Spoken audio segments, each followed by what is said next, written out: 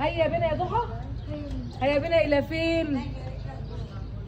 رايحين دلوقتي المركز الطبي العالمي اللي في مدينتي علشان ضحى تعمل فيه التقويم باذن الله تعالى. المركز اللي بنتي بتعمل فيه برضه عشان انتي بنتي برضه، صح ولا ايه؟ صح يا ضحى؟ يلا بينا. والمستشار جاي معانا كله بقى، بصي عايز يجي معانا بقى. يلا تعالي.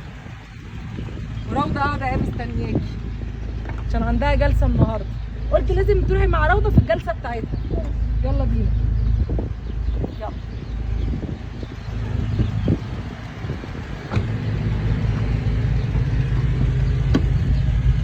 استنوا يا جماعه مفاجاه لضحى ان شاء الله باذن الله تبقى قمر وجميله، ونعمل لها التقويم ونفرحها ونكبر بخاطرها.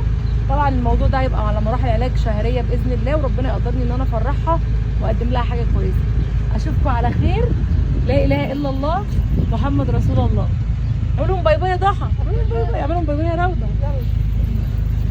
يلا يلا بينا.